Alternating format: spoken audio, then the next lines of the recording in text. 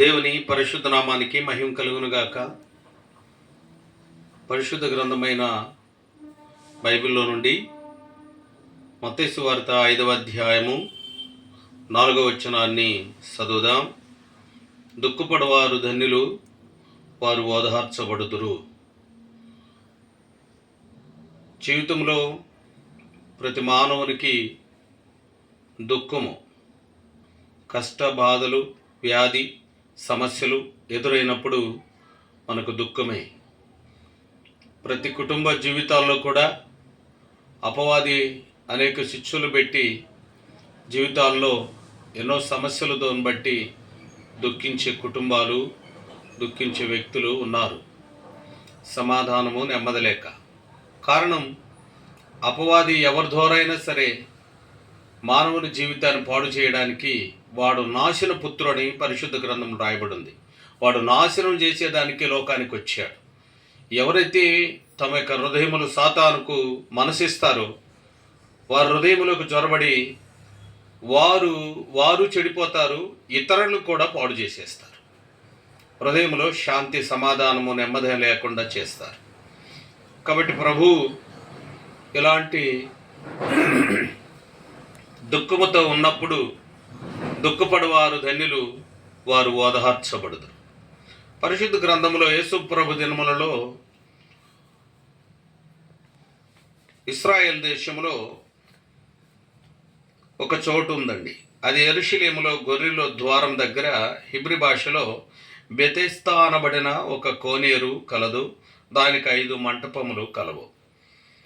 ఈ బెతెస్దా కోనేరు అనేది ఇశ్రాయేల్ దేశంలో ఆ కోనేటిలో అప్పుడప్పుడు వచ్చి దేవదూతలు నీళ్లను కదిలించినప్పుడు ఎవరైతే మొదటగా దిగుతారో వారు స్వస్థత పొందుకుంటారు.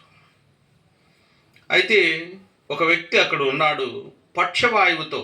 అక్కడ 38 ఏండ్ల నుండి వ్యాధి గల ఒక మనుషుడు ఉన్నాడు.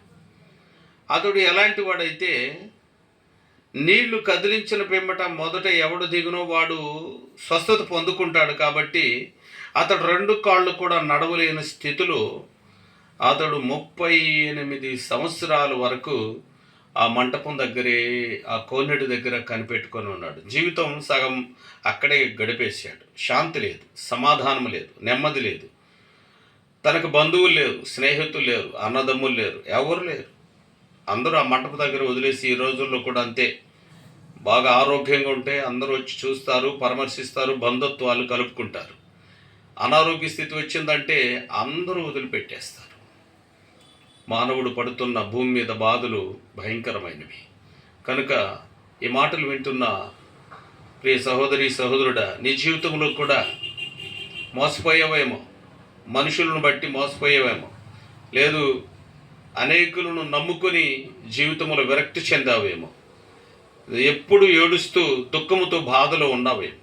ఈ 38 సంవత్సరాలు కోనేటి దగ్గర పడి ఉన్న ఆ వ్యాధిగ్రస్తుని యేసు ప్రభు ఒక రోజు వెళ్ళాడు. నీవు స్వస్థత పొందగోరుచున్నావా అని అడిగినప్పుడు అతనికి ఒక నమ్మిక వచ్చింది అతని మీద.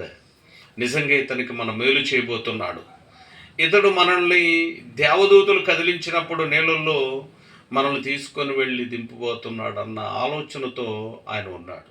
కానీ యేసు ప్రభు అన్నాడు, నీ పరుపెత్తుకొని నడువమన్నాడు. వెంటనే అతను దిగ్గున, ఆయన కాళ్ళల్లో ఉండే చీలమండలము బలం పొంది దిగ్గున లేచి తన పరుపెత్తుకొని నడిచాడు. కాబట్టి మన జీవితంలో కూడా దేవుడు నెమ్మది లేని స్థితిలోనూ ఉన్నావా, నిశ్చయముగా ప్రభు దగ్గర వచ్చి అడుగు. ప్రభువా, నన్ను కరుణించమని అడుగు. ఆయన కనికరము గల దేవుడు. ఆయన బోధించే ఉపదేశములో కనికరము గల వారు ధన్యులు, వారు కనికరము పొందుదురు అని చెప్పిన ప్రకారము నీవును కరుణించబడతావు. యేసు ప్రభు దయాదాక్షిణ్య పూర్ణుడు, కనికరము గల దేవుడు. 38 సంవత్సరాలు బాధపడిన తన జీవితంలో యేసు ప్రభు వైపు చూసినప్పుడు ఆయనకు పరిపూర్ణమైన స్వస్థత, ఆరోగ్యము కలిగింది.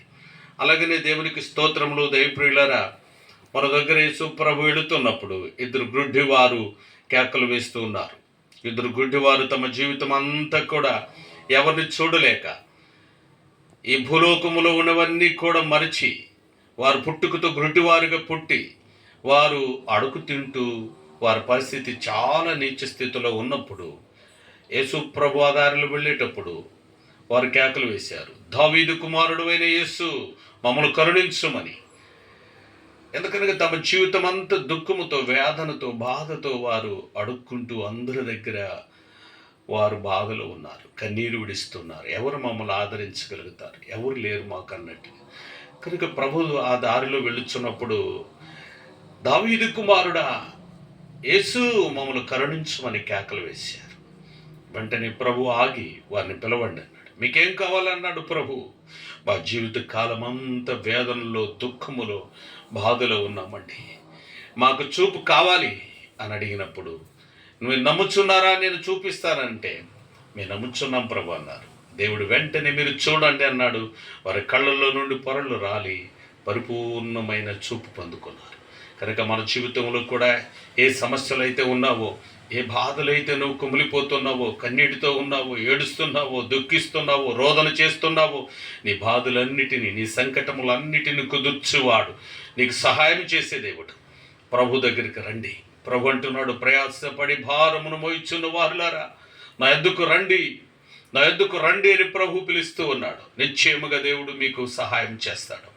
రా ప్రభు దగ్గరికి. ఏ విషయంలో కుంగిపోయి ఉన్నావో, ఏ విషయంలో రోధిస్తున్నావో, ఏ విషయంలో నువ్వు బాధపడుతున్నావో, దేవుని జీవితంలో గొప్ప అద్భుత కార్యములు చేస్తాడు. ప్రభు అన్నాడు, నా యొద్దకు వచ్చే వారిని నేను త్రోసివేయను అని ప్రభు అన్నాడు. నిశ్చయముగా దేవుడు అందరికి ధారాళముగా దయచేసేవాడు. ఆయన వద్దకు వచ్చి ప్రతి ఒక్కరికి మేలు చేసేవాడు. దేవుడు ఒకరోజు కొండ మీదకి ప్రార్థన చేయడానికి వెళుతున్నప్పుడు 10 మంది కుష్ఠరోగులు తమ వేదన వెళ్ళబుచ్చుకున్నాడు ప్రభు దగ్గర. ప్రభువా, మా జీవిత కాలం అంతా ఈ అడవి ప్రాంతంలోనే కుమిలిపోతున్నాం. మాకు దినదినము రోగము ఎక్కువైపోయి, కుష్ఠరోగము, భయంకర రక్తము స్రవిస్తూ ఉన్నది, గాయాలు, పుండు ఎక్కువైపోయింది, రోదన. 10 మంది ప్రభు దగ్గర బతిమాలుకున్నారు. నాకు ఇష్టమే, మీరందరూ శుద్ధులో వండని ప్రభు ఆశీర్వదించాడు. సుశర దైవప్రియులారా, కుష్ఠరోగుల దగ్గర ఎవరైనా నిలబడి మాట్లాడగలుగుతామా? దేవుని ప్రేమ అందరినీ, భూలోకములో ఉండే సకల గోత్రముల వారిని, సకల ప్రజలకు మేలు చేయడానికి వచ్చిన ప్రేమామూర్తి, దయామయుడు, కరుణామయుడు. రాని నీ దుఃఖమును, నీ పాపమును, నీ వేదనను దేవుడు తుడిచివేస్తాడు. కనుక దేవునికి స్తోత్ర. ఈ సమయంలో ఈ మాటలు వింటున్న నీవు కళ్ళు మూసుకున్నట్లయితే నీ కొరకు కూడా ప్రార్థన చేస్తాను. నీ దుఃఖము నుండి, నీ బాధ నుండి, నీ వ్యాధ నుండి దేవుడు స్వస్థపరుస్తాడు. ప్రార్థన చేద్దాం. పరిశుద్ధుడైన మా ప్రియ పరలోక తండ్రి, ఈ సమయంలో ఈ మాటలు విన్న నీ బిడ్డలు కుటుంబ జీవితాల్లో ఎంతమంది అయితే కృంగి ఉన్నారో, ఎంతమంది అయితే దుఃఖముతో, వేదనతో రోదన చేస్తున్నారు, వారి వ్యాధుల నుండి, వారి సమస్యల నుండి, వారి పోరాటము నుండి యేసు నామములో విడుదల దయచేయండి ప్రభా. స్వస్థపరచండి తండ్రి. మీరే కరుణించుమని, వారి కట్టి పరిపూర్ణమని విశ్వాసమునిచ్చి కుటుంబంలో శాంతి సమాధానము కలిగి చేసి ఆశీర్వదించమని యేసు నామములో ప్రార్థించి అడుగుచున్నాం పరమ తండ్రి. ఆమేన్. God bless you. దేవుడు మిమ్మల్ని దీవించును గాక.